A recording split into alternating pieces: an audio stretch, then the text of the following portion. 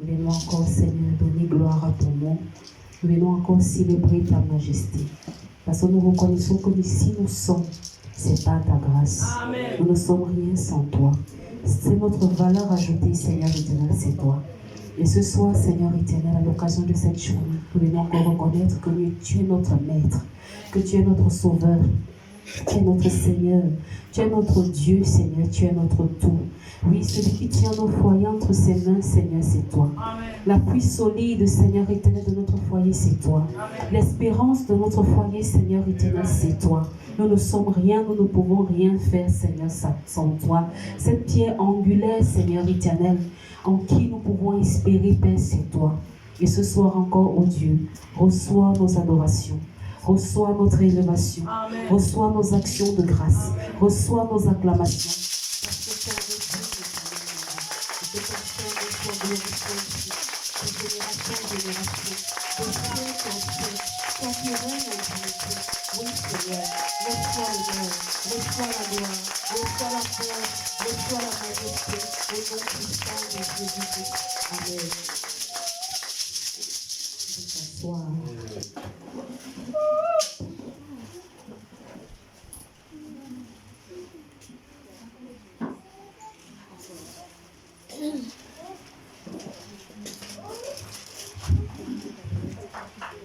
Bonne journée de femme encore à toutes. Amen. Le thème du jour, comme a donné, c'est le rôle de la femme dans le foyer. Comme le thème n'est pas circonscrit, comme a dit le rôle de la femme, ça suppose toutes les femmes. Peu importe que tu sois chrétienne ou pas. Okay. On va d'abord commencer par définir certains thèmes qui nous permettront de comprendre le thème en lui-même. Quand on parle de rôle, généralement, ça renvoie à la fonction que remplit quelqu'un. Donc, si on dit les rôles de la femme dans son foyer, on peut voir la fonction que la femme a dans le foyer. Que la femme a dans le foyer. Ou encore un ensemble d'actions ou de comportements liés à la fonction qu'elle occupe.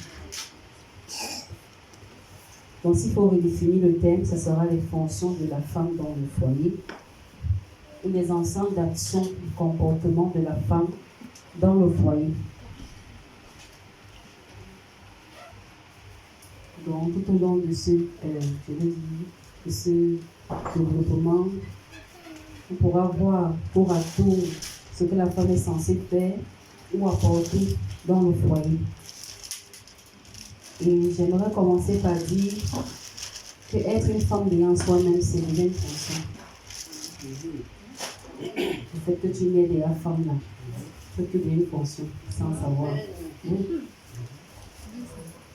Donc, quand vous accouchez là, le bébé soit une fille. Commencez à dire à l'enfant comme ma chérie, sache que tu as une fonction. Parce que ton sexe te qualifie déjà avoir une fonction.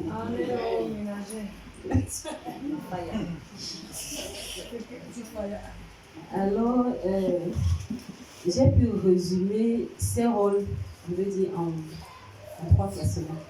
Je vais te dire celle-ci. Le premier, on peut voir la première fonction de la femme en tant qu'épouse. Donc dans le foyer, une femme peut premièrement occuper sa place en tant qu'épouse. C'est-à-dire sa première fonction, elle occupe en tant qu'épouse. Quand on parle ici en tant qu'épouse, ça revient à dire quoi? En tant qu'épouse, parce qu'elle prend la place, comme la Bible nous l'a dit, la femme a été tirée de l'homme, elle prend cette place aux côtés de son mari. L'épouse signifie qu'il y a une certaine unité. Donc voilà les liens du mariage. Elle est dans son foyer. Donc sa première place qu'elle occupe lorsqu'elle entre dans le foyer, c'est cette place d'épouse. Généralement, lorsque le mariage est célébré, on pourra voir par exemple, on va donner la parole, ou si c'est le pasteur qui préside, il va dire peut-être répéter après moi, ou on va donner le micro tour à tour au conjoint de dire des choses. Donc lorsque tu entres en tant qu'épouse, tu dois entrer en sachant que des choses que tu déclares souvent sur le tel là, C'est ça qui te qualifie en fait. Donc quand tu entres dans ton foyer, tu entres en accomplissant ce que tu déclares. Je promets fidélité, je promets assistance, je te serai là, je te chérirai, tout ce que tu cites là. Ce n'est pas pour les beaux oreilles de ceux qui sont en face de vous, mais c'est ce que tu es censé manifester dans ton foyer. Donc ton premier rôle dans ton foyer est le rôle en tant qu'épouse. J'aimerais qu'on lise Genèse 2, verset 18.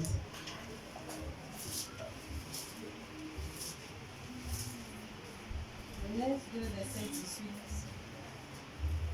On se met de la Genèse 2, verset 18, il est écrit. L'Éternel Dieu dit, il n'est pas bon que l'homme soit seul.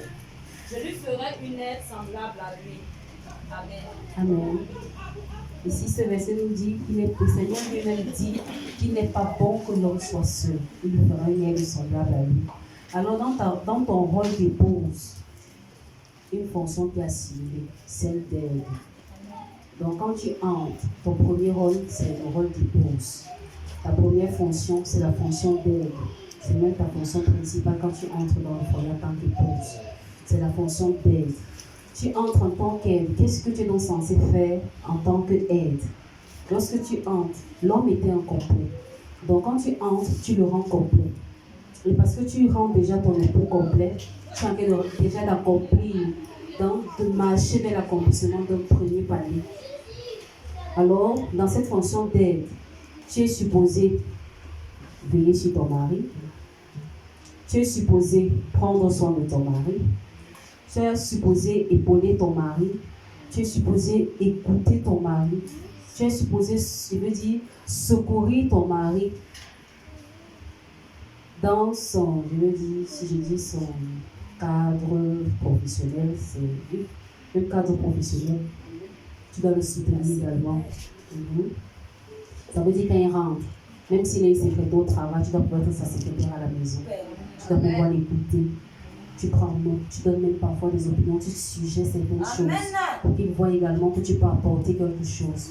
Devant cette fonction d'aide, comme je dis, il était incomplet. Il n'avait pas, je veux dire, cet appui. Mais lorsqu'il rentre maintenant, la première fonction que tu es capable de remplir, c'est de l'écouter. C'est de pouvoir le soutenir. C'est de pouvoir l'épauler. C'est de pouvoir être son repos pour lui. C'est également ça sa fonction d'aide. C'est de pouvoir savoir dire, chérie, parfois repose-toi. Chérie, parfois tu as besoin de te relaxer. Ce n'est pas quelqu'un d'autre qui va proposer ça à son mari. À ton mari, c'est toi, la l'aide, qui est supposée proposer ça à ton mari. Quand il rentre, tu n'as pas toujours attendre qu'il ait besoin de te dire j'ai besoin d'une tasse de thé. Mais tu fais la tasse de thé, tu apportes, ça permet à ce qu'il se relaxe. C'est aussi ça ta fonction d'aide. Il n'a pas toujours besoin de te dire j'ai besoin de manger ci ou ça. Lorsque tu sens que ça fait longtemps que tu n'as pas fait un repas, tu le fais pour qu'également son cœur se réjouisse. Donc dans ta fonction d'épouse, voilà ton premier rôle, qui est ton rôle d'aide. Lorsqu'il s'est fait mal, tu dois porter assistance. Ça veut dire son premier secours, généralement, c'est toi. Porter assistance, même pas tes paroles. Ça veut dire pendant que tu penses là-dessus, tes paroles accompagnent ton pensement. Donc c'est aussi ça ton rôle d'aide. Donc ça va au-delà. Et dans l'aide, il y a certains, je veux dire, caractères également qui sont attendus. On ne peut pas avoir une aide, par exemple, qui est insoumise. Ça ne peut pas se faire. Dans l'aide, se doit d'être soumise. Soumise à qui? À son mari. Donc on le voit dans Éphésiens 5, 22, Colossiens 3, 18, 2, 5, 1 Pierre 3, verset 1 à 5. Donc la soumission doit pouvoir accompagner cette fonction d'aide. Hormis la soumission dans la douceur. La douceur dans le langage, la douceur dans les actions, la douceur dans les gestes. Apporte-moi de l'eau ou bien fais-moi une tasse de thé. Tu viens, tu fais la tasse de thé bascule, même ça se renverse un peu. Il n'y a pas de douceur dans tes actes. Tu viens, tu poses délicatement la tasse. Tu remues même encore, même si déjà la cuisine tu avais remué. Tu remues encore une seconde fois. Si ça chauffe, tu lui dis chérie, ça chauffe. Prends même 5 minutes avant de commencer à boire. C'est important parce qu'il ne doit pas se brûler dans sa vie.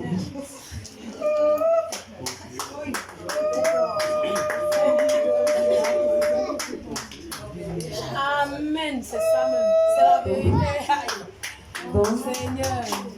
la douceur doit pouvoir accompagner, quand je dis tous tes gestes, ça veut dire tout ce que tu fais doit pouvoir accompagner de douceur. Et également, lorsque tu sers à manger, il y a des petits gestes qui doivent également accompagner, les gestes qui font partie de la douceur. Chérie, bonne dégustation. Pendant qu'il déguste, même si tu as déjà eu à manger, tu es assis à côté. Tu es assis à côté, tu l'accompagnes. Même si tu n'as pas faim, tu es assis à côté, tu l'accompagnes. Lorsqu'il finit de manger, tu débarrasses. Tu patientes qu'il ait même pris 1 heure pour pouvoir digérer. Après, tu peux proposer le lit. Si tu dis que non, je vais encore rester, tu supportes assise là, attendant qu'il reste. Jusqu'au moment où il va se lever pour aller se coucher, tu l'accompagnes dans la chambre. Amen.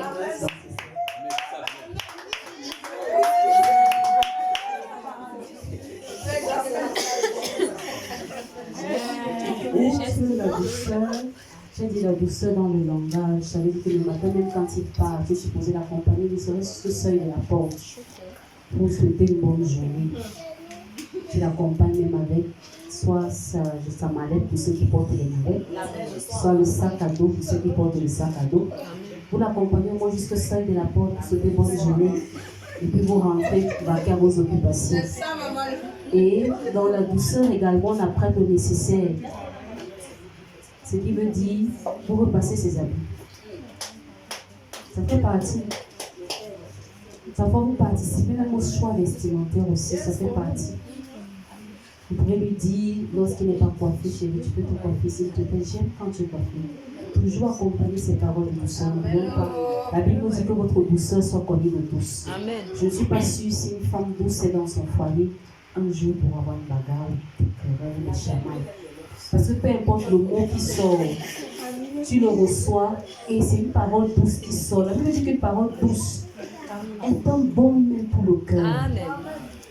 Ça veut dire que tu peux recevoir une parole brutale, mais ta manière de réagir derrière calme même encore ton époux. Donc ayons des paroles douces dans la bouche, ça ne fait de mal à personne. Quand ça sort, ça ne t'irrite pas la bouche. Donc aimons des paroles douces, donnons des paroles douces. Outre la soumission, la douceur, nous avons également la générosité. Quand je parle ici de générosité, ça veut dire qu'il faut être généreuse envers son époux. Je crois que Proverbe 31 nous parle de ça. Lorsque vous décidez de dire, vous allez vous rendre compte qu'il y a plusieurs versets qui résument ça. Il y a la générosité. La générosité envers ton époux, ça veut dire quoi? Tu peux par exemple sortir un jour, tu vois quelque chose de beau, tu te dis ça peut aller à mon époux. Voilà. Tu achètes pour lui. Tu rentres, tu lui donnes. Tu dis ça c'est pour toi. Tu peux même faire un repas. Outre le repas que tu as fait, tu lui fais un dîner spécial. C'est également, ça réjouit son cœur. Amen. Il y a des femmes ici, couscous du 1er au 31. Tu quittes du couscous, tu pars sur la sauce lollet, tu finis, tu descends sur le cuit, tu remontes sur le bol. Après, tu prends le condré. Le gars, le cuit n'a jamais vu la salade.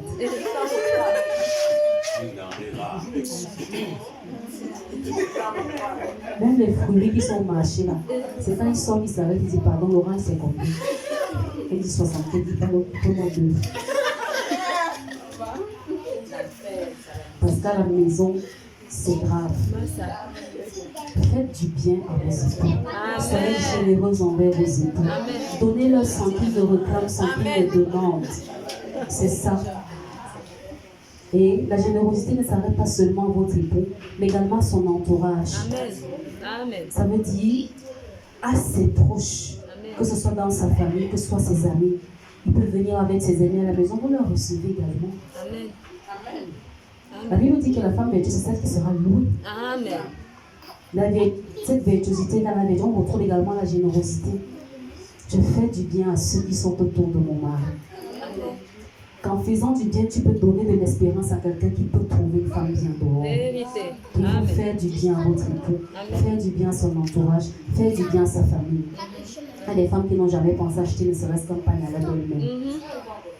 Faire coudre même, ou la chaussure. Elle prie au contraire pour que la belle-mère meure, qu'elle n'ait pas de belle-mère. Oui, qui ne veulent même pas voir les belles sœurs. Rendez visite à vos belles familles. Amen. Préparez-vous, partez pour rencontrer vos belles familles. Amen. Achetez des vêtements pour vos beaux-parents. Amen. C'est également des bénédictions que vous recevrez. Et c'est le nom de l'Éternel qui sera glorifié. Nous souvenons-nous de l'acte qu'Abigail a eu envers son époux Nabal. Lorsqu'il a produit ce qu'il a fait contre les serviteurs de David, elle a su agir. Alors si tu n'es pas une femme généreuse, lorsque ton mari fait une gaffe, tu ne sauras même pas couvrir les bêtises de ton mari. Tu ne sauras même pas rattraper ses erreurs. N'attendons pas toujours qu'on dise sois généreux. Fais ci. Ce n'est pas en te disant de faire, ça veut dire que ça ne vient pas de ton cœur. Mais prions pour que cette générosité provienne du fond de notre cœur. Amen. Outre la soumission, la douceur, la générosité, vous avez également la politesse. Amen. Il faut être poli. Certaines femmes, le mari débarque à la maison, il n'y a pas de bonsoir. Il entre. Elle sait que c'est l'heure où son mari rentre d'habitude, elle reste à la cuisine et continue à faire ses choses. Après, tu viens déposer la nourriture, qui va manger? Il n'y a pas de bonsoir chez lui, rien. Pas d'accueil. C'est le sorcellerie. Quand un juif va aller chez son... Non, chez son collègue même, il voit la façon dont la femme accueille son époux. Maman, il rentre, il trouve ce que toi tu fais à la maison. Il va commencer même à ranger, c'est pas peut-être 2 heures après. C'est ça. Quand toi tu dors même, il y a peut-être. Sachons accueillir nos époux. Amen. Quand ils rentrent, bienvenue chérie. Amen. J'ai dit que le mot chérie là, vous prononcez seulement ça quand vous partez draguer. Ça ne doit pas finir là-bas. Quand vous draguez, vous voulez montrer que vous êtes encore. Vous donnez tous les noms pour qu'on vous mette dans la maison. Mon bonbon sucré, mon amour, ma pomme de France, et les choux-fleurs, et les je ne sais pas trop quoi. Mon lapinou. Voilà, mon lapinou. Dès qu'on vous met dans la maison, c'est mon taris. Ça ne doit pas tarir. Ça ne doit pas tarir. Amen. Parce que lorsqu'ils sortent là, il y a tellement de filles dehors qui ont besoin d'entrer. Hey. Oui, les mots que vous refusez de prononcer là, elle les prononce sur sa pointe. Donc baissez la garde. Restez vous asseyez sur les mots là. Elles vont sortir le dictionnaire. Jusqu'à. Donc quand ils rentrent, chérie, bonne bienvenue. Comment était ta journée? Toujours poser ce genre de questions. Amen. À lui, il te dit, je suis fatiguée, est-ce que tu peux donner 5 minutes? Pardon, ne l'envahissez pas aussi. Donnez ces 5 minutes. Qu'il se relaxe. Parce qu'on peut parler à pour pas être trop fin, vous allez comme des abeilles dans ses oreilles. Là, vous êtes encore en train de tout gâter. C'est vrai. Et c'est qu'il entre, dès qu'il est entré. Par contre, sur le bruit, moi, quand je suis au bruit de la voiture, quand il est sorti, je connais le bruit de la voiture. C'est ça, c'est ça. Oui, je sors me positionner à la véranda. Parfois, il monte même. Bon, ça, je prie. La journée s'est bien passée. Ça, c'est la phrase de fétiche. Et puis, ça va finir un jour. Je ne sais pas.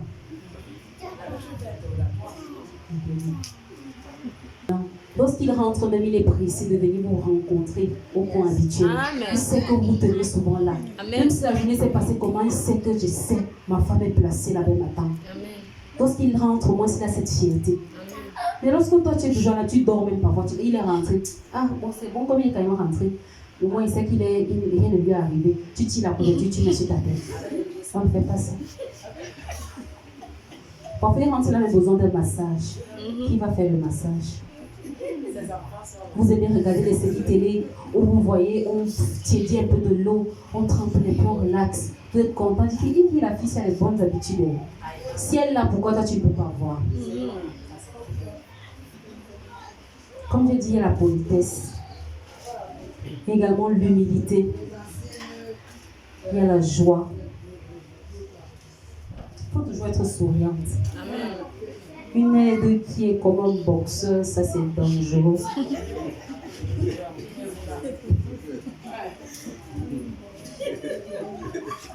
faut toujours avoir du sourire sur votre visage pour pouvoir l'accueillir. Au moins si sa journée était dure, envoyez un peu du sourire sur votre visage. Ça donne aussi de la joie à son cœur. Amen. Il faut aussi prendre de la joie. Hormis la joie, aussi la patience. Amen. Et en tant qu'aidant, on doit également pouvoir être capable, parce que le rôle d'aide s'étend à plusieurs dimensions. Comme il a dit, si on parle, on m'a donné, je crois que le thème n'a pas été circonscrit, on a dit la femme. Donc je crois que j'inclus dedans, que ce soit aux chrétiennes, j'inclus tout dedans. En tant qu'aide également, on va pouvoir être capable de saisir la volonté de Dieu pour son foyer, dans le but de conduire son foyer dans la direction de le chemin voulu par Dieu. Et pour pouvoir saisir la volonté de Dieu pour son foyer, on doit pouvoir se débarrasser de tout ce qui est encombrant comme attitude, comme comportement. On a des jeunes filles tellement rebelles maintenant, mais qui veulent se marier. Des jeunes filles orgueilleuses, remplies d'elles, à qui tu ne peux rien dire, mais tu veux te marier. Certaines se disent, comme elles travaillent, elle a une certaine indépendance. Elle peut se construire sa vie, elle peut se passer de l'homme. Tu es en train de faire fausse route. Tu es en train de faire fausse route, même ta pensée est erronée. On a vu ici hier que si tu n'es pas soumise à ton mari, tu es soumise à Dieu. Et il y a certaines pensées qu'on doit pouvoir arracher de sa tête. Parce que lorsque tu dis que même si tu peux te passer d'un mari, ça veut dire que tu es même en train de bannir le plan de Dieu pour ta propre vie. Certaines pensées doivent pouvoir quitter la tête des filles. Je vais travailler, je me donne 5 ans pour pouvoir avoir mon argent, monter ma structure. Comme ça, quand je vais construire ma maison, je pourrai même être au repos. Aucun homme ne pourra me parler fort. Ça, c'est la sorcellerie. Véritablement. Ça, c'est la sorcellerie. J'aimerais nous replonger dans les Écritures. La Bible dit qu'il y a un homme qui allait travailler. Il a amassé des richesses. Il se glorifiait lorsqu'il regardait ses richesses. Que c'est sa main qui a acquis ça. Comme s'il pourra manger petit à petit. Dieu lui a fait savoir que le lendemain même, tu ne verras plus ça. Il est mort. Que des exemples dans la Bible parfois nous servent de leçon. Rejetons, débarrassons-nous de tout ce qui est encombrant. Tu ne peux pas entrer dans le foyer avec cette mentalité. Tu seras une femme rebelle. Tu invoqueras quel Dieu avec cette attitude de rébellion. Donc on va pouvoir se séparer de toute forme de colère, de toute forme d'animosité, de toute forme de rancœur. Et les femmes, parce que ton mari peut-être oublié de rationner, tu vas tenir encore à ton mari toute la journée. Le soir, il rentre, tu ne sais même pas manger. Parfois, il y a le reste de nourriture qui était resté au frigo. Réchauffe même si tu n'as pas donné, rationné, pose à table. Non, tu ne rationnes pas. Comme il n'a pas rationné, ne mange pas. La nourriture, c'est pour moi et mes enfants. Ça, c'est la sorcellerie. La rancœur doit pouvoir quitter. La Bible nous dit que nous avons Dieu miséricordieux. Pourquoi on ne peut pas se revêtir de miséricorde? Amen. On doit être lent à la colère. Le pardon doit être prompt. Il t'a fait, tu pardonnes. C'est vrai qu'il y a des actes qu'on va dire, hey, tout le monde pouvait me faire ça, mais pas toi. Pas toi. Quand toi tu fais ta part, il est là derrière toi pour chanter ça. Ils sont capables de pardonner. Tout le monde peut faire des erreurs. Mais quelle est ton attitude? N'oublions pas, c'est nous qui devons montrer l'exemple en tant que femme chrétienne. Quand il y a des choses dont on doit se débarrasser, toute forme d'animosité, toute forme de rancœur, toute forme de querelle, esprit de dispute.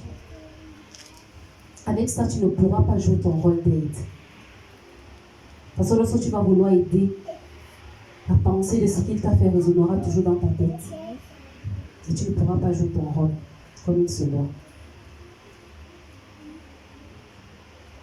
Et en tant que, comme je dis, le premier rôle, c'était le rôle en tant qu'épouse.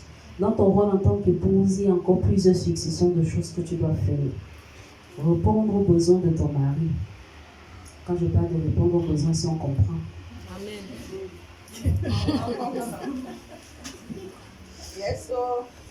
Les besoins conjugaux, bien évidemment. Et les femmes qui vont dire, moi je suis fatiguée, j'ai travaillé toute la journée. Maman, tu es mariée. Elle me dit que ton corps ne t'appartient plus. Ton corps rentre seul, la nourriture, le trouille mange. Ça, c'est dur. Normalement. Peu importe ton travail que tu occupes, ton corps n'est plus pour toi. Il n'y a pas de fatigue sur ça. Il n'y a pas de mon travail vraiment m'occupe. Je dois me lever à 5h du matin. Je dois encore faire ci, faire ça. Ce n'est pas son problème. C'est ce dont il a besoin au moment où il te demande.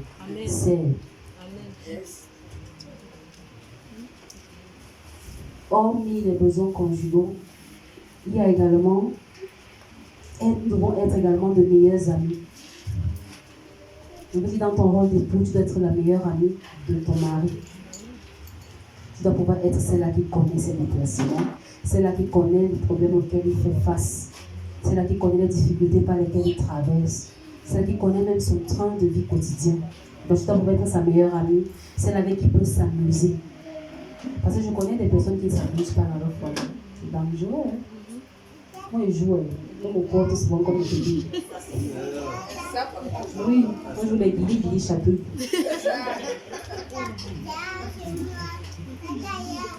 Trop sérieux là, vraiment, je ne sais pas.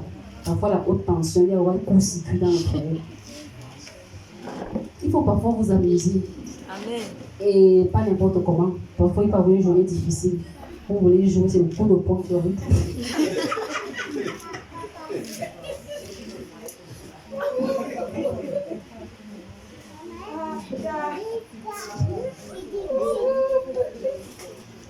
Il faut savoir quand s'amuser. C'est pas à tout moment qu'on s'amuse. Il faut discerner. Quand vous voyez que l'atmosphère est favorable, vous lancez même une petite blague.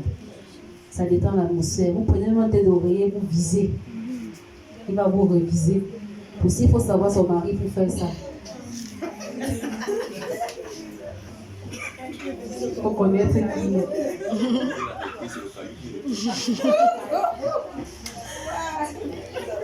Parce que si vous épousez un ancien boxeur, parce que vous pouvez épouser un ancien boxeur, un ancien côté de l'année, c'est le coup de poing. Il faut connaître son mari, connaître qui est son mari. Est-ce qu'il aime les blagues, est-ce qu'il aime s'amuser, ainsi de suite. Dans ton rôle en tant qu'épouse également, c'est ça. Tu vas pouvoir dans la détente, on trouve l'amusement. Il faut s'amuser. Parfois, vous titillez un peu pour qu'ils se détendent. Ça renforce également les liens. Comme je dis, on va pouvoir être les meilleurs amis. On va pouvoir partager, je veux dire, vivre les rêves de nos époux. Chérie, quel est ton rêve? Qu'est-ce que tu aimerais faire? Il te dit, tu l'aides à rêver dans son rêve. Pas que tu tues son rêve. Tu rends une petite prière, je crois fortement. Tu regardes ton mari, toi dans ton cœur, tu es la première tueuse de son rêve. Tu regardes, tu commences à dire, maman, dans ton cœur, toi tu peux avoir le jet privé. Il y a les gens même on voit les amis, toi tu peux pas le jet privé ici. Ça c'est la sorcellerie. Tu dois pouvoir lui dire que c'est possible. Moi, je crois que c'est possible. Voilà pourquoi il dit qu'on doit pouvoir faire la différence en tant que femme chrétienne. La Bible nous dit que la foi est une manifestation des choses qu'on ne voit pas. Une démonstration des choses qu'on espère. Si tu as la foi que Dieu peut faire, Dieu pourra faire. Donc vivons les rêves de nos époux. Amen. Amen. Amen. Le deuxième rôle de la femme, c'est en tant que mère. Amen. Ça, c'était le premier rôle. En tant qu'épouse. Mais dans le deuxième rôle, c'est en tant que mère.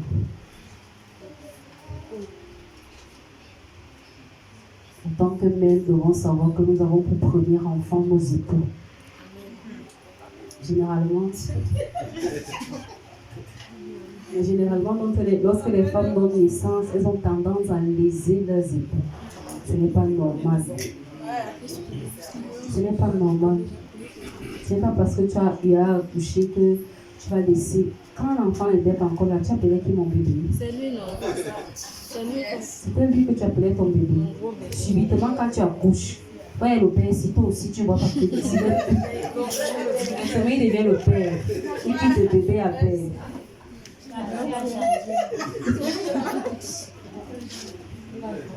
Ce n'est pas parce qu'on accouche qu'on doit léser nos époux. Ce n'est pas bien. Justement, ça c'est une période très délicate. Pendant cette période, plusieurs choses peuvent se passer. L'ennemi peut saisir cette période pour faire des choses dans le foyer.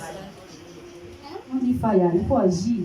C'est ça. Il ne faut pas t'asseoir, tu dis fire. Tu dois pouvoir te lever. Amen. Pendant que tu donnes le biberon à l'enfant, ta main est même sur sa tête. Tu es même oublié. C'est vrai. Ça peut se faire. Ça peut se faire. Si tu sens qu'il y a qui tourne, remarquez, parfois quand on accouche, pendant que tu es en train d'allaiter l'enfant, le mari tourne autour de toi, tu ne sais pas ce qu'il cherche. Il tourne. Il attend juste que tu dises, ouais chérie, je t'ai pour oublier. Viens même t'asseoir. Rien. Je ne dis rien.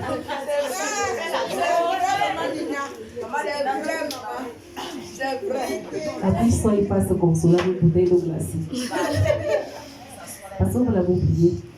Il sent que lui-même sa place, mais il est menacé. Moindre chose. Ouais, je vais m'occuper de l'enfant. Qui te demande, chérie, tu peux me faire mon plat préféré. Ouais, donc tu vois que depuis que l'enfant est venu ici, il y a les habits de l'enfant qui doit laver. Il est baisé.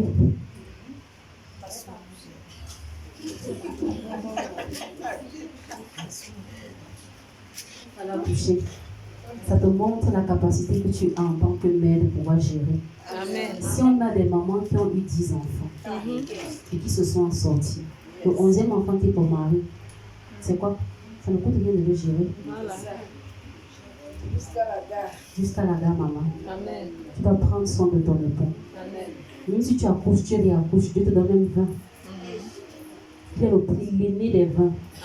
Ça veut dire que ton 20e est normalement le 21e. Voilà. Il passe déjà en première position. Amen. Disons Tout est une question d'organisation. Voilà pourquoi en tant que mère, si tu n'es pas organisée, tu ne pourras pas t'en sortir. Amen. Lorsque tu donnes naissance, avant de te coucher, tu as un planning dans la tête.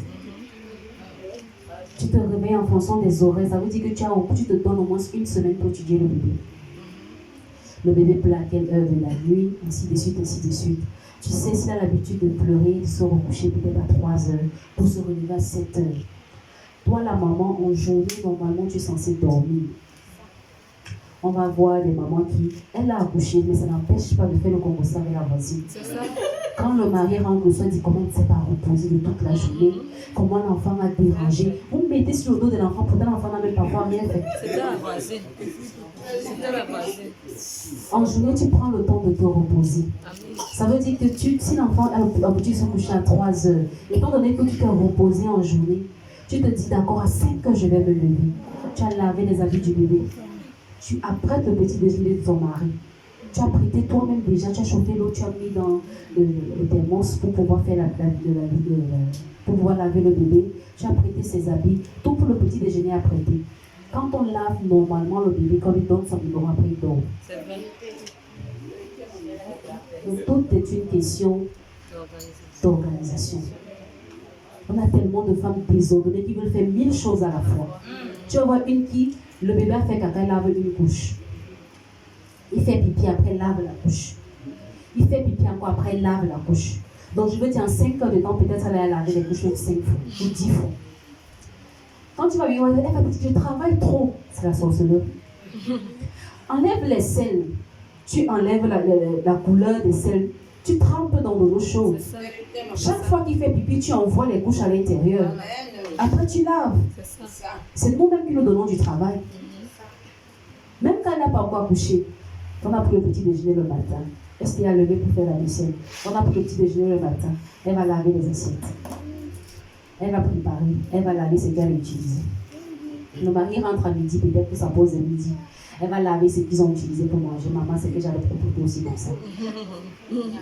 J'ai lavé le matin. On a pris le petit déjeuner. J'ai préparé. Je sais qu'il revient à midi. Je vais patienter qu'il revienne à midi. On va manger. Le soir même vers 16h, je lave les assiettes.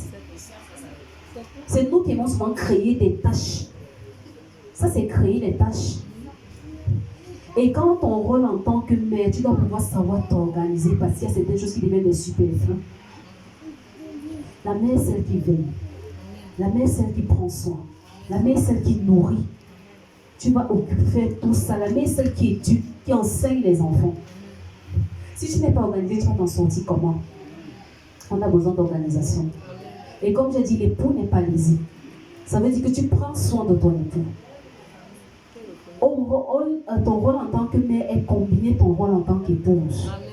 Ce n'est pas dissocié. Ça veut dire qu'à côté de ton rôle d'épouse, tu as ton rôle de mère. Ton rôle de mère, que tu veilles à ce qu'ils soient en bonne santé. Tu veilles à ce qu'ils s'alimentent bien. Tu veilles à ce que ses vêtements soient toujours propres, bien rangés. Tu veilles à ce qu'il se couche tôt, qu'il se repose bien. Ça, c'est ton rôle en tant que mère. Ton rôle en tant que mère également de donner des conseils. Ça veut dire que tu dois pouvoir l'écouter. Donner des conseils. Ce que plusieurs ici ont dit, ah, sur ça. Il se cherche, je me cherche.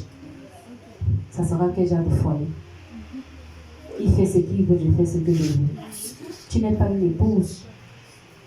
Tu es une colocataire. Être épouse, ce n'est pas de la blague. Être épouse, ce n'est pas du jeu. On est là, on veut se marier. Seigneur, bénis-moi avec le mariage. Bénis-moi avec le mariage. Seigneur, je veux mon mari. Toute femme qui retient mon mari. Seigneur, que ton feu descende au nom de Jésus. Mais lorsque le mari l'a dit, comment tu te comportes? Tu n'es pas prête à délaisser certaines choses. Tu n'es pas prête à abandonner certaines choses. Et tu vas avoir un foyer réussi. Il met également c'est témoigner de l'amour. Comme il dit, tu as les enfants tout autour. Tu n'oublies pas que tu as un mari aussi. Ça veut dire pendant que tu peux dire à l'enfant je t'aime, tu n'oublies pas de dire 2 fois plus à ton mari que tu l'aimes. Ça part doit toujours être plus. L'enfant va sortir, c'est que voilà ma mère. Quand tu tapes l'enfant, là, tu viens de taper, non? Il revient comme maman. Il a oublié ce que tu as fait, non? Ton mari est vieux. Je veux dire, c'est un gaillard. Donc, quelqu'un vraiment de mature. Si tu n'es pas là pour chanter dans ses oreilles, chérie, je t'aime. Chérie, je t'aime. Chérie, je t'aime. Il faut oublier que tu l'aimes. Voilà pourquoi si tu dis à l'enfant, je t'aime, multiplie même pour ton mari forcé. Quand il sort même, tu fais encore le message. C'est que j'ai oublié de te dire aujourd'hui que je t'aime, même si en sortant tu as dit. Tu dis encore une bonne journée. C'est comme ça. Amen. Tu l'appelles même de temps en temps pour prendre de ses nouvelles. Il sera content. Il sera content. Ça n'enlève rien sur nous. Amen. Mais nous voulons, nous, en tant que femmes, qu'on nous témoigne cela. Mais on n'est pas capable de témoigner cela à nos époux. Ça, ce n'est pas bien. Ce qu'on recherche, sont capables de le leur donner pour qu'un retour nous donne aussi. Amen. En tant que mère également, on doit pouvoir corriger et reprendre quand cela est nécessaire. En tant que mère, on doit pouvoir reprendre et corriger quand cela est nécessaire. Tu as observé quelque chose qui ne t'a pas plu, tu as observé quelque chose qui n'était pas bien. Mais comment est-ce que tu reprends et tu corriges? Souviens-toi que tu n'es que second. Tu dois soumission à ton mari. Tu te dois de lui être humble, douce. Ça veut dire que même quand tu reprends, chaque fois que je parle dans la maison, si on croit que c'est à un enfant que tu parles, c'est à ton mari.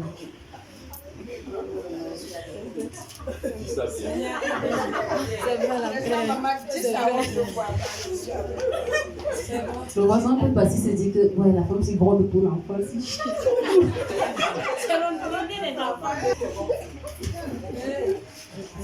Ce n'est pas normal. Tu vas avec douceur, avec tact. Généralement, c'est nous qui cherchons les claques qu'on nous donne. Oui. Parce que, généralement, je veux dire, on prend goût. On prend goût à ces mauvaises habitudes. Parce que quand tu parles, il ne répond pas. Il ne dit rien, tu te dis, bon, forcément, il dit qu'il sait que j'ai raison. Donc, c'est pour ça que je veux parler des choses longtemps. Tu fais ça 2 fois, il dit rien. 3 fois, il dit rien. Un jour, il se tourne seulement. Tu divorces. Tu ne veux pas changer l'attitude, tu veux divorcer. Je suis dépassée. Il n'y a pas un fou dehors qui va t'accepter avec l'attitude là. Donc tu dois justement changer. Parce qu'on va entrer dans le foyer, qu'on est encore dehors, on montre comment on est poli, comment on est doux. Nous sommes des agneaux. Mais quand vous entrez les abeilles, on passe au temps à piquer, on me dit piquer, il écrit comme ça, on se dit que non, pourtant c'est toi qui es la principale source.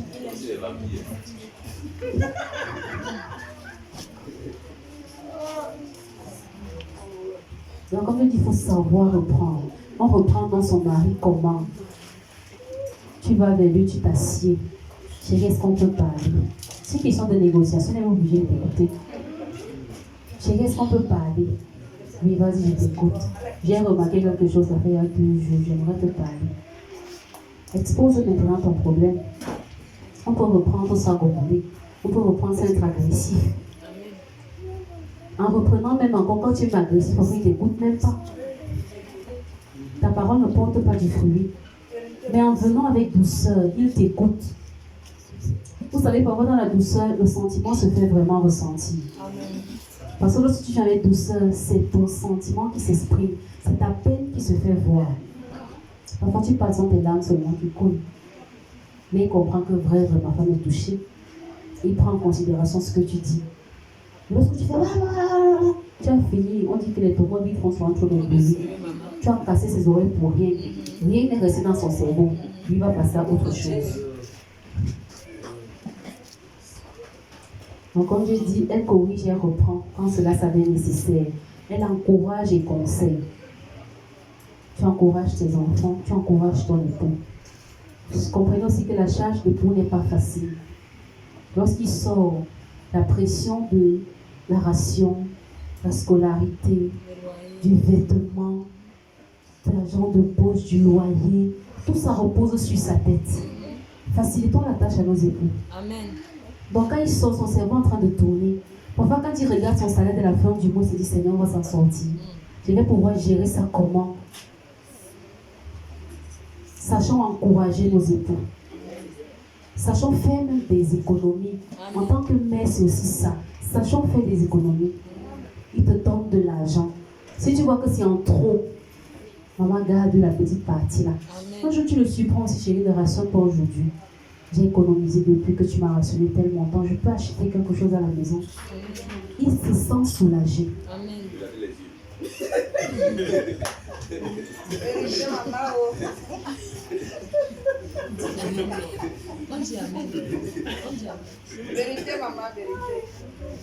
Attends, on dit qu'elle raconte ma vie ici. Vous savez, Dieu dit qu'il y a des choses dont il faut se débarrasser. Tu peux être jeune fille, tu veux te marier. C'est toi qui vas au spa. C'est toi qui vas à la beauté chinoise pour les soins. C'est toi qui achètes des mèches brésiliennes. C'est toi qui mets les faux ongles et les faux cils. C'est toi qui es sur, on appelle le machin là quoi. On achète des habits en ligne comme ça. Tu es Japon là où c'est Jumia, c'est quoi. Tu es sous Jumia. Tu as les derniers sortis de sac. Quand tu vois ta copine passer avec une talon, tu coches. Il me faut la talon là. Ça, c'est un peu l'attitude d'une femme qui veut se marier. C'est toi qui as les compagnies des filles qui vont en boîte. Des filles qui, je ne sais pas, fument. Des filles qui boivent. Tu veux te marier, tu ne veux pas te séparer d'un certain nombre de choses. Mais tu veux te marier. Tu feras quel genre d'épouse? Tu es une destructrice, une ravagiste. Tu es un voleur même. Vérité. Parce que quand ton mari va poser là, tu es capable de voler pour aller te faire du bien. Vérité. C'est le vampirisme. Si un homme t'a localisé, t'a dit je t'aime. Et si tu as la certitude que cet homme est le choix de Dieu pour ta vie, accepte. Il t'a accepté tel que tu étais dans ta saleté, dans je ne sais pas trop quoi. Oublie qu'il te met dans sa maison, tu veux briller pour qui? Ce n'est plus pour lui. Les derniers tresses de tresse que tu vas avoir. La dernière grève qui est sortie, si ça n'arrive pas au sol, c'est ça que tu veux. Il te donne même 5 000 que maman, pardon. Fais même si c'est le fil seulement. 5 000, il te dit le fil. 5 000. Que fait le fil? Quand il est chez mes parents. Quand j'étais chez mes parents, on ne me donnait pas. C'est que tu commences à parler. Et tu veux te marier. Il te donne 20 000 agents de ration. Tu trouves que c'est petit.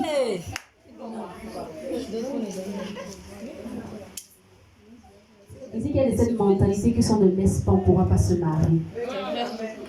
On ne pourra pas.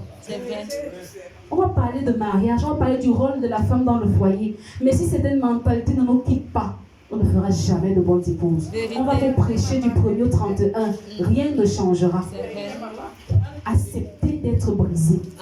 Acceptez de quitter la zone de confort. La place du foyer dans la femme. On va citer ce qu'on cite. Mais ta position, c'est à genoux dans ton foyer.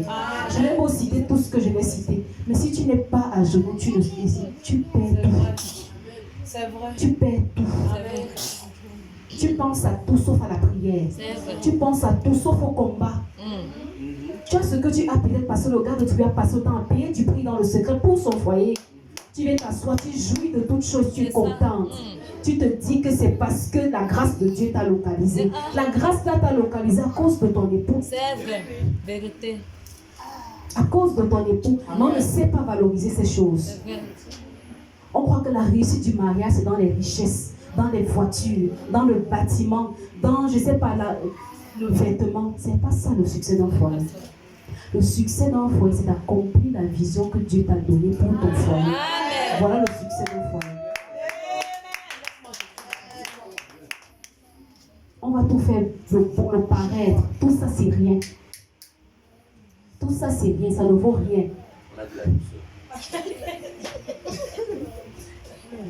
Je vais chanter ici. Ça entre ici, ça sort de l'autre côté.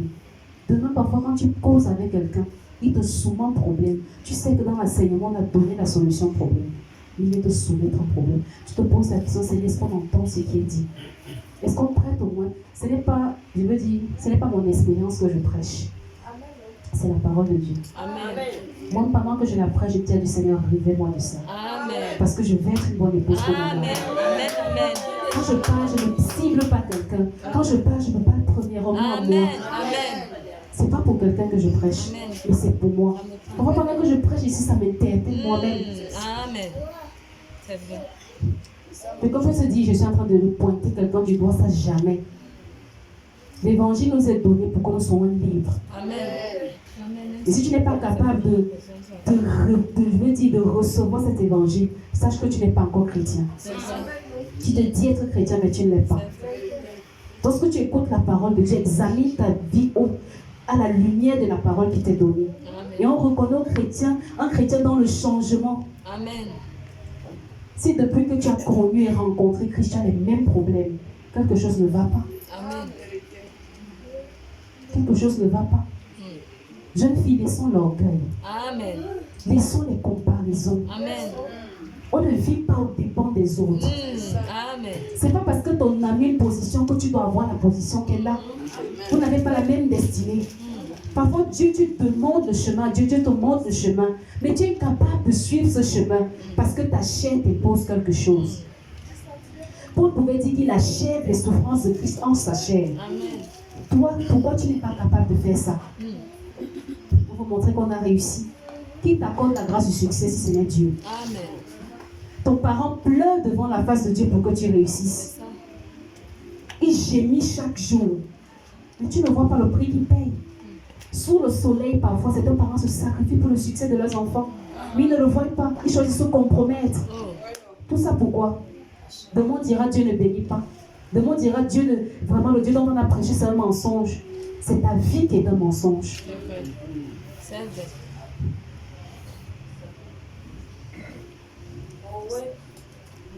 Donc, comme je disais, la mère également, c'est celle qui encourage. C'est celle qui conseille. Tu dois pouvoir conseiller. Ça veut dire que si ton mari veut faire un mauvais investissement, tu dois pouvoir être là pour lui dire vraiment, chérie, l'investissement que tu fais ici, j'ai peur que ce ne soit pas un investissement. Amen. Ce n'est pas en venant crier. Comme je dis, il faut connaître comment aborder son mari pour lui dire quelque chose. Même si tu sais que tu as raison. Et s'il ne t'écoute pas et que la chose ne réussit pas, ne sois pas la cloche dans ses oreilles. Amen. Je t'avais dit ici, non? Je t'avais dit. Tu ne peux écouter. Quand il parle dans la maison, s'il parle pour moi seul, vraiment, je ne sais même pas ici, là. Il avait dit que ça ne pouvait pas donner, il est parti. Et Seigneur, je ne sais même pas. C'est genre de mari, même. Tu vas parler comme ça du matin au soir. Ce n'est pas ça. Conseil, si c'est échoué, tu dis que c'est. Je dis ça échoué. Gloire soit rendue à Dieu. On prie parce que le pire n'est pas arrivé. Dieu t'a même épargné dans cette situation, je ne sais pas pourquoi. Et tu le conseilles encore, ça n'empêche pas que tu continues d'apporter le conseil. Amen. Entrez dans moi. Soit avec ses enfants. Ça veut dire que tu peux donner du nécessaire à tes enfants. Tu corriges l'enfant quand ça s'avère nécessaire. Tu instruis l'enfant dans les voies du Seigneur. Ça veut dire que tant que tu veilles sur ton époux, tu le vis aussi tes enfants. Tu parles de Christ. Comme j'ai dit, je combine les deux. Tu parles également de Christ à tes enfants. Tu parles des voies de Dieu à ton enfant. Ce que le Seigneur aime, ce qu'il n'aime pas. La Bible dit que si tu instruis l'enfant dans les voies du Seigneur, lorsqu'il grandira, il ne s'en détournera pas. La semence qui a été semée portera son fruit. Donc, pour le reste des attitudes, on peut voir dans Tite 2, du verset 4 à 8, tout ce que la femme en tant que mère est censée faire. Tu es également censé, on va citer là-bas, enseigner aux jeunes femmes à aimer leur mari, à prendre soin, c'est également ton rôle. Ça veut dire que quand tu as une femme qui a un âge plus fille, qui a un âge plus belle, tu dois pouvoir lui dire, ma fille, comme tu vois, le mariage existe. Et toi-même, en tant que mère, tu dois pouvoir être un exemple dans ta maison. Amen. Ça veut dire ce que tu demandes à ton enfant de faire. Montre à ton enfant que tu le fais. Parce que généralement, lorsque tu ne le fais pas en reprenant l'enfant, demain il te dira, maman, tu dis ça, mais toi tu ne le fais pas. Donc tu dois pouvoir être un exemple toi-même dans ton foyer.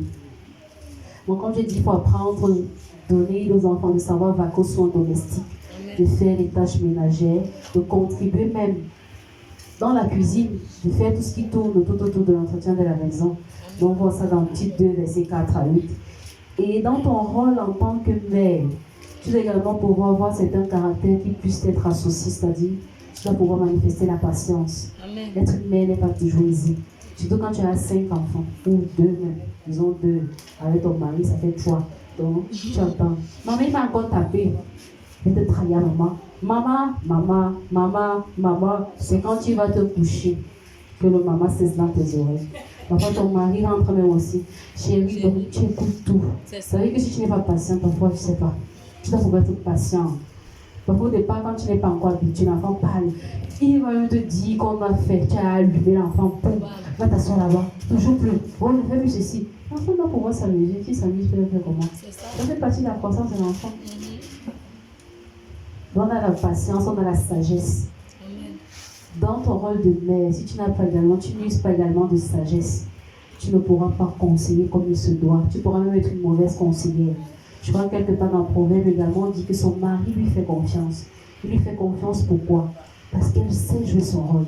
En étant combinant son rôle d'épouse à son rôle de mère, il a pu voir le succès qu'avait ses conseils. Amen. Alors voilà pourquoi il peut faire confiance à son épouse. Donc, dans ce même rôle en tant que mère, tu dois également avoir la grâce. Amen. La grâce d'être écoutée. Vraiment, on a besoin de grâce. La tempérance et la rigueur pour les enfants, l'éducation des enfants, ce n'est pas du tout évident. Il faut de la rigueur. Il faut encore de la douceur. Rigueur ne veut pas dire que tu cries. La rigueur, ça veut dire que tu dois te faire entendre de tes enfants. La rigueur, la douceur. Donc, ici, on peut conclure que, en tant que dans le rôle en tant que mère, si je peux résumer, c'est celle qui cherche le bien-être des gens de sa maison. Amen. Le troisième rôle qu'on peut assigner à la femme, c'est son rôle en tant que ménagère. C'est la partie que plus je n'aime pas. Son rôle en tant que ménagère. Avant de se marier, même tu es ménagère. Tu es seulement chez tes parents en formation. Ta destination finale, c'est dans le foyer. Oui. Donc, quand tu es chez tes parents, si c'est que tu ne connais pas faire la cuisine, faire la lessive, faire la vaisselle, vraiment, il ne sait pas où tu pars. Ouais, il ne sait pas où tu pars. On voit des filles qui mettent. J'ai vu. Je ne sais pas si c'est sur le statut de quelqu'un. Une fille qui avait des ongles à ses tailles, à 2 mains.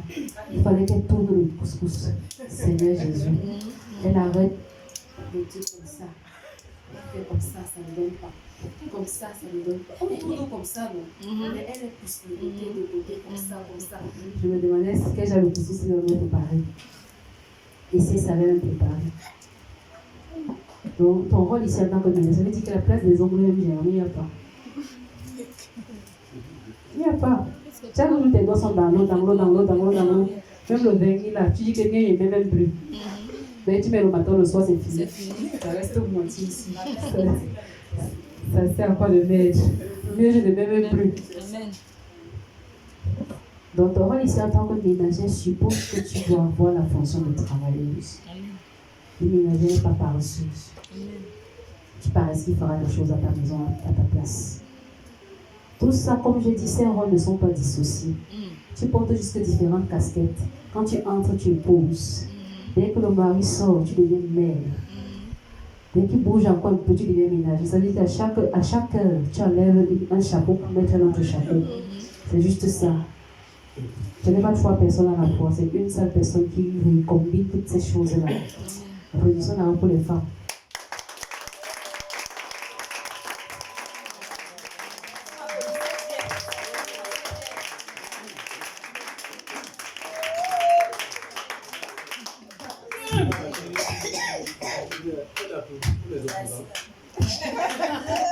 Comme je dis ici, on reconnaît également le rôle de l'enfant en tant que ménagère. Ça veut dire qu'elle doit pouvoir revêtir une fonction, c'est de travailleuse. Qu'elle doit s'occuper de sa maison, des tâches de sa maison. Ça veut dire qu'elle doit assurer la propreté de sa maison. Elle doit assurer la propreté même des gens de sa maison. Parce que je suppose que si ton mari sort et qu'il est tout sale, maman, c'est toi qui es insulté derrière, c'est pas ton mari. On sait qu'il est marié. Une alliance qui porte, qui brille sur son doigt, signalant que le gars s'est marié. Mais comment ils sont sales? C'est toi la femme, c'est ton nom qui est prononcé, c'est pas le nom de ton mari. C'est ça. Bon, c'est ton honneur qui est en jeu, pas celui de ton mari. Bon, quand je dis ici, donc, tu dois être travailleuse, ça veut dire que la ménagère, généralement, s'occupe aussi de la nutrition des gens de sa maison. Elle assure la propreté dans la maison. Alors, pour ça, tu dois également être une personne qui planifie. Parce que si tu ne planifies pas, tu ne pourras pas t'en sortir. Généralement, quand tu viens de te marier, tu n'as pas d'enfant. Tu dois faire la vaisselle, tu dois faire la lessive, tu dois faire le repassage. Tu dois essuyer les chaussures. Tu dois laver les habits, que ça sèche, tu repasses. Tu repasses, tu ranges, tu dresses le lit, tu essuies la maison. Donc, tout doit être toujours bien rangé et propre. Alors, si tu ne planifies pas, tu ne pourras pas t'en sortir. Il faut planifier. Et pour des femmes qui travaillent encore, là, c'est encore autre chose. Pour ça, si tu n'as vraiment pas de planification, comme tu ne pourras pas t'en sortir. Il y a certaines tâches qui se font de nuit pour pouvoir voir le temps le matin. Ça veut dire que tu choisis de faire la cuisine soit dans la nuit et tu fais une fois la vaisselle. Tu as fait 2 choses sur quitter. Moi, je faisais parfois je préparais, je lavais le sol et les assiettes une fois. Et maintenant, je sais que je suis libre pour aller au travail, je me lève, je me lave, je chauffe la nourriture, je suis partie. Je sais que là, en sortant, moi aussi, il y a de quoi manger. Lorsque je rentre maintenant, je peux prendre au moins 30 minutes pour me reposer. Et sachant que tu es encore une femme chrétienne, ça veut dire que tu ne dois pas être loin de la parole de Dieu. Tu dois également avoir le temps pour méditer. Moi, parfois, au travail, lorsqu'il n'y avait pas de clients, je lisais ma Bible. Je profitais pour pouvoir lire ma Bible. Lorsque je rentrais, j'avais un temps de prière. N'oublions pas, sans ça, c'est que tu vas rétrograder une fraction de ton sans savoir.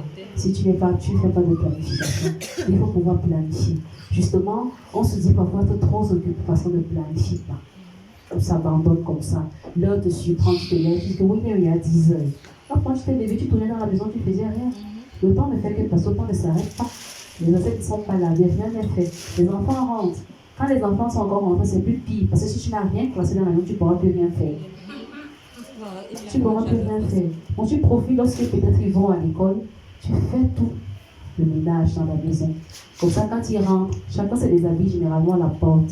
Moi, c'est ce que je faisais avec mes nièces. À la porte, vous vous déshabillez. Quand vous entrez, je lave tout. Quand vous entrez, tout est séché, tout est propre. Ni vu ni connu. Donc, pendant que vous arrivez, vous déshabillez, vous lavez, vous entrez. On mange, on danse, on étudie. On ne sait pas que quelque chose s'est passé. Pour tout, c'est de planifier. Et apprendre à l'enfant à être propre, ça te facilite également la tâche.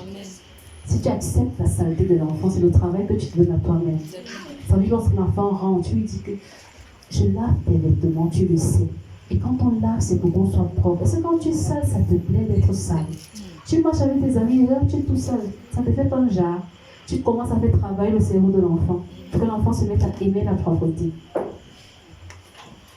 Amen. Pour ça, toi, tu dois aimer la propreté. Amen. Parce qu'une femme qui ne fait pas la propreté chez elle aura également des enfants sales. C'est pas ma magie. Ça veut dire qu'il dit même à l'enfant que tu es seul, va te laver, tu ne pourras pas le dire. Parce que toi, ça ne dit absolument rien. Les femmes à 2 ans, 3 ans, disent à l'enfant d'aller se laver. 3 ans, l'enfant va se laver comment? L'eau n'arrivera jamais sur le dos. Oui, il frotte juste la partie essentielle. Là où la nourriture descend. C'est seulement là. Oui. Parfois, s'il fait trop, il pousse l'eau comme ça glisse sur les pieds et puis il est parti. Donc, dans ce rôle de ménager, tu dois pouvoir planifier. Et tu dois également avoir de la rapidité dans l'exécution de tes tâches. Quand les gens pour laver les assiettes, c'est au moins 1 heure de temps. Et les femmes, pour laver les assiettes, c'est 1 heure de temps. Ça, c'est trop. 1 heure de temps. En 1 heure de temps, tu peux faire 5 choses. Parfois, moi, je coupe les condiments pendant que les condiments sont en train de faire le chanter la maison, le sol, le chanter de ranger 1 ou 2 choses et puis. C'est pour ça que tu gagnes même encore un temps en combinant les choses. Mais tout ça, ça prend. Là, les femmes également qui se laissent aller parce qu'elles sont déjà paresseuses. Elle va laver, elle allume la télé. Pendant que la série passe, elle est là devant. Parfois, vous coupez le doigt. Quand le bail a accident de travail. Tu faisais quoi? C'est pas si tu étais discrète. Tu poursuivais quoi? La télé et les condiments. Tu peux pas faire ça et t'en sortir. Si tu es à la cuisine, reste à la cuisine. Plusieurs amis te sont brûlés à cause des actes bizarres. Tu veux voir la dernière action du jeune bandit. Si on ne le tue pas, on va regarder la mariette. Tu ne vas pas t'en sortir. Tu dois pouvoir également être efficace. Ça veut dire si tu choisis de faire la lessive, maman, fais la lessive correctement. Fais la lessive, s'il te plaît, ne fais pas le planter. Lessive vrai. Parfois, les gens qui lavent le vêtement ressort comme il est entré dans l'eau. Parfois, même plus pire. Tu te demandes qu'on salissait ou on lavait. Il y en a qui comptent sur des pressings pour faire la lessive de leur la lessive chez elle. Comment l'expliquer? Ça veut dire que chaque enseignement est édifié. On est édifié ici que parfois, c'est parce qu'on ne peut pas fabriquer dans le pressing, alors les habits qu'on ne peut pas donner. Ça doit t'interpeller. On va laver tes habits chez toi.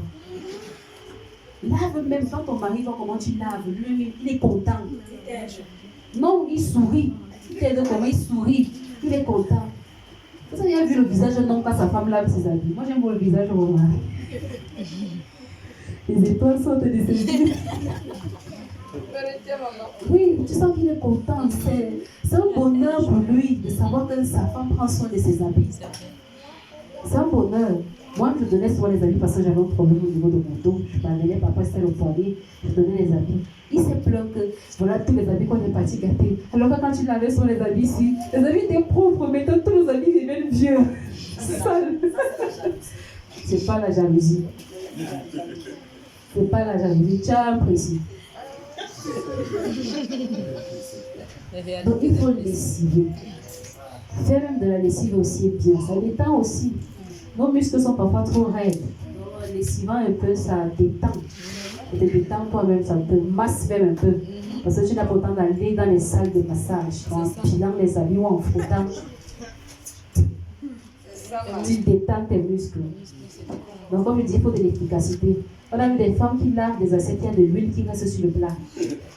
Ou le gumbo ou la cuillère. Maman, quand toi tu prends le plat pour servir, tu vois l'huile dessus, comme ça, tu n'as pas honte. Faisons réellement la vaisselle. Amen. Le savon, c'est 300 au marché, non? Oui. Parce que les pommes, je n'ai pas. Le pomme, c'est 50. Achète-le pour 100 francs le gros, tu mousses bien, tu frottes bien. Tes filles ont tellement de poignets mous. Tu te demandes si la génération de filles qui arrivent derrière là, ce qui se passe.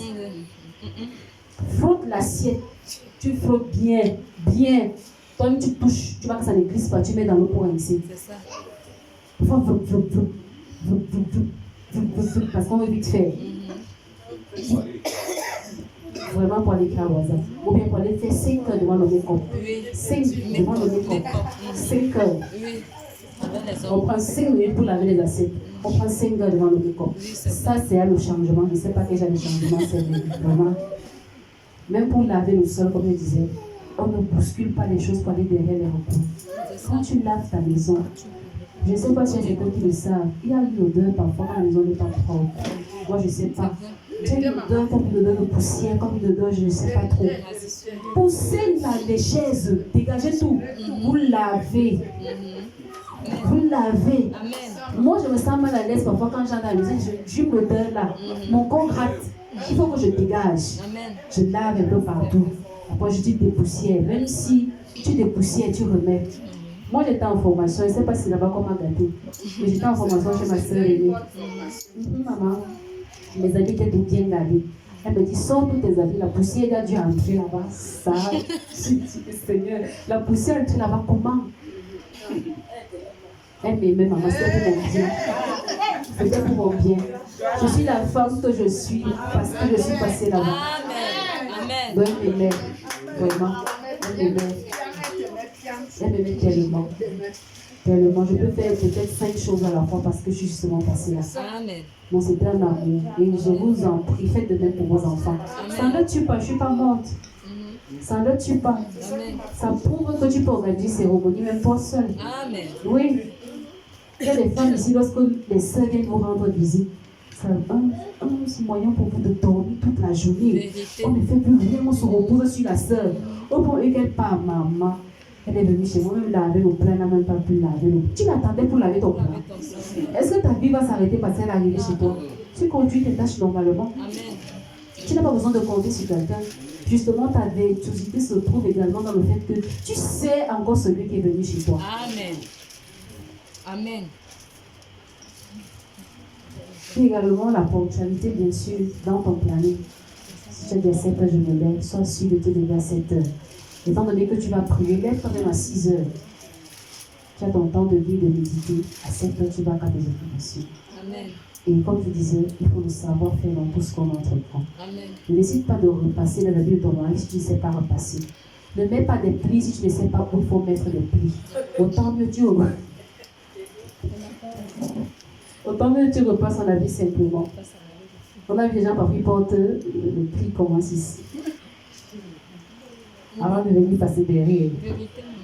Bon, si tu ne connais pas, que de partir sur YouTube, regardez comment on fait le make-up.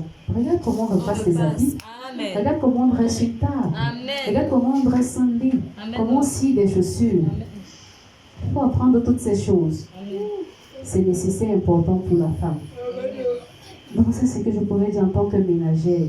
Ici, il faut maintenant parler du volet spirituel. Je vais reconnaître le 4e rôle de l'enfant, de la femme, en tant que soutien spirituel. Soutien spirituel, ça veut dire que tu es capable de porter ton foyer. La Bible nous dit que c'est la femme sage qui bâtit sa maison. Tu vas bâtir comment? Tu as besoin de Dieu qui t'aide à bâtir. Et Dieu, cette lumière qui te permet d'avancer. Ça veut dire que généralement, la femme a pour appui dans son foyer Dieu. Lorsque les choses ne vont pas, tu vas d'abord vers Dieu avant d'aller vers ton époux. On a vu l'exemple avec Esther. Mardochée pu lui dire, pour pouvoir parler, prenons le temps de prière. On prie d'abord avant d'aller à la rencontre de son époux. Pour trouver une grâce devant ton époux, si tu ne passes pas ce temps de prière, parfois il y a des sujets qui ne trouveront pas grâce et faveur devant ton époux. Mais la femme sage également, cette femme qui s'arrête et qui a pour secours Dieu, ça veut dire qu'elle regarde à Dieu. On n'est pas toujours courant quand la femme prie, tu n'as pas besoin de sonner la clochette d'alarme. Amen. Je peux être tout près de toi, mais je sais que dans mon cœur, je suis en train de crier à Dieu pour un sujet. Amen. Je peux t'assister, mais dans mon cœur, je suis en train de crier à Dieu avant d'avoir ce moment où je suis à genoux, pleurant devant Dieu pour une situation. C'est aussi ça la femme. Tu ne bâtis pas en vagabondant. Tu ne bâtis pas en allant rendre visite tous les jours aux gens. Une femme même ne se doit pas d'avoir des amis. Tu trouves ce temps où? Tu trouves ce temps où? J'étais chez ma copine. Je suis allée rendre visite à. On est venu me rendre visite à. Tu bâtis quand? Une femme, normalement, tu n'as pas besoin de tout ça. J'ai grandi, j'avais une seule amie. Amie avec qui on s'est fini par se séparer. Je prêchais l'évangile, elle n'a pas compris. Je me suis retirée. C'était la seule que j'avais. Tu bâtis quand? Tout le temps tu es dehors, tu cherches quoi? C'est pas ça que tu as appelé. On te dit d'essayer d'interpeller en te disant tu es censé bâtir. Tu vas bâtir comment si tu ne prends pas le temps de t'armer? Le temps que tu es chez tes parents, c'est pour t'armer. C'est pour acquérir quelque chose que tu viendras manifester dans ton foyer. On veut se manifester, mais si on ne prend pas le temps de faire la part des choses, on ne pourra pas se manifester. Sachons nous séparer. Et ayons des oreilles qui écoutent. On a dit ici qu'écouter également, c'est obéir. Si tu sors d'ici, tu ne prends pas le temps de te séparer et de prendre des résolutions, c'est que tu n'as rien fait. Tu étais là juste en spectateur. Tu te dis, on dit pour les autres, on ne dit pas pour moi. Dis-toi que quand tu vas mourir, tu iras en enfer. Parce que tu n'auras pas accompli le but pour lequel le Seigneur t'a envoyé sur la terre. Tu n'es pas femme pour ton bon plaisir. Dieu sait pourquoi il t'a fait d'être femme. Il sait ce que tu devais accomplir. Donc si tu n'accomplis pas, je suis désolée de te dire, mais tu seras l'échec. Je crois que c'est tout ce que j'avais à dire sur Laurent et la femme.